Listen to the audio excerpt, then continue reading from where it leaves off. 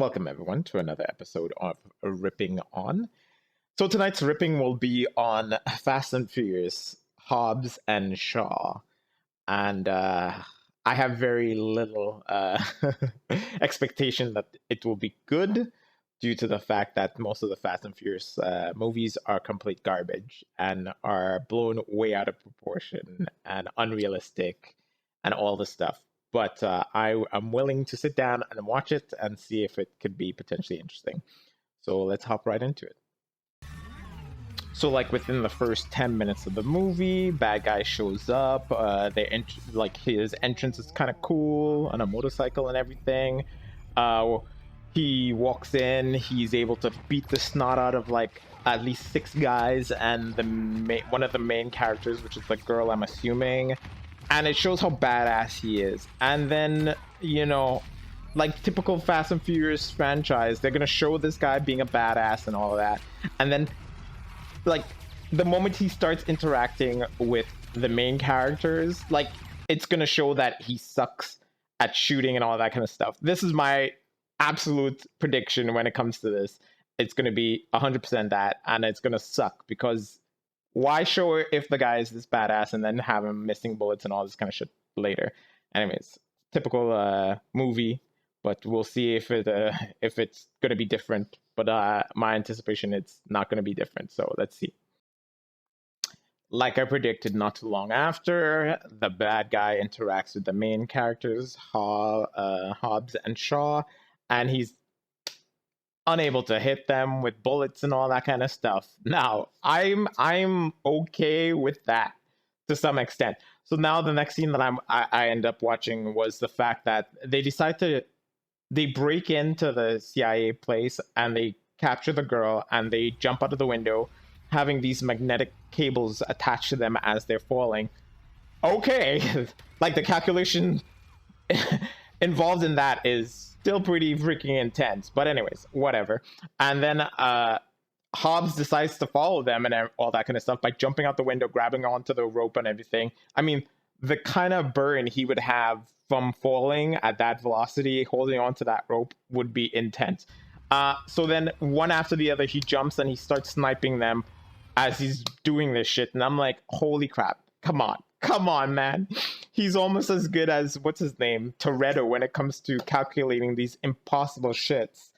Anyways, so then the girl, she gets loose and I guess, snaps the cable with a knife. Just a regular, it seems like a military knife. She snaps the cable and I'm like, what?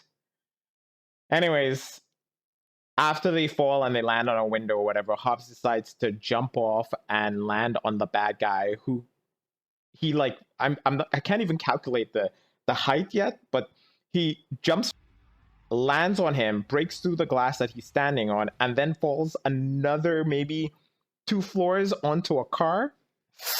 Yo, Fast and Furious universe, these people are fucking durable as shit. They are better than freaking Captain Marvel, or not Captain Marvel, any superhero who's like not like Superman style, but just durable. They're amazing. It's incredible. Anyways, let's keep going. So he like shrugs off all of that shit. Now this guy is freaking incredible.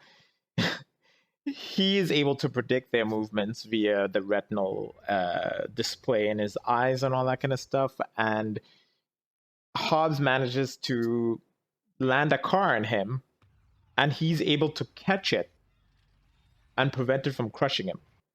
Holy crap. Okay, let's keep going. Imagine that. He is able to predict where the car is going to be by interception and all this kind of stuff. And the most he can do is fucking shoot and hit the tire. I swear, this movie is so stupid sometimes. It's like, why is he so badass? There's no reason. He's just like a typical person, just using GPS. Like, fuck off, man. Anyways, let's keep going. Okay, this is probably like the coolest scene from the movie, and I will definitely give them an extra star for this scene. And it's the only scene I could consider like fairly cool. A transforming bike and the maneuvers that it does. Only thing I could say it's cool. Anyways, let's keep going. I'm about around the end of the movie, and it's the chopper scene, and we have this like I don't think it's that impossible for someone to drive a truck off a ramp, use a chain to wrap around something. Okay, we'll give them that. But then for them to be driving along, tugging this helicopter and all this kind of stuff, and then for the helicopter to be pulling up, and then for them, so for, in a random scenario that they couldn't have predicted, for them to be like, all right, each one of the vehicles that we have has chains to lock down the next vehicle from being lifted off, and let's chain together kind of thing. And I'm like, oh my goodness, like how do you just randomly do this? What in the ever living fuck did I just see? The helicopter is being tugged by like 5 vehicles while lifting them up. And then they reach around a cliff. Now, the weight already is incredible. I'm not giving it that the helicopter can't sway the vehicles off, because especially since they don't have traction, but the weight and everything. Now, in that fucking sequence, you've got three vehicles off the ground, one vehicle like with its wheels touching the ground, and it like pulls them off the cliff. Now the helicopter is supporting that weight. The cable, the chains are holding the weights of the vehicle and all of this. And you're telling me that individual vehicle is going to be able to keep traction on a road, a dirt road? I mean, what am I looking at? Anyways, like that sequence is just, what in the ever living fuck did I just see? Like, it was so stupid. But now, not only that, it's like, are you telling me that by putting on NOS, like the front tires of that singular vehicle supporting all that weight, plus the helicopter pulling it, and all this kind of stuff, is able to gain enough traction from spinning its wheels, because we know that there's no way in hell there's a rocket attached to the fucking vehicle, and it's able to pull all it's able to pull all the vehicles back onto the road. Oh my goodness, what did I just see? Anyways, I'm pretty sure I'm not going to pause after this, but I'll get to the end of the movie and I'll have my verdict for this movie.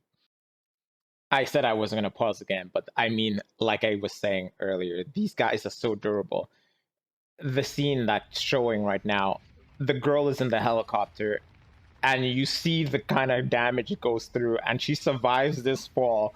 And I'm telling you, the device that she's attached to survives it too. When we just saw it break via the other scenes where it just hits the roof of the vehicle and it's dismantled.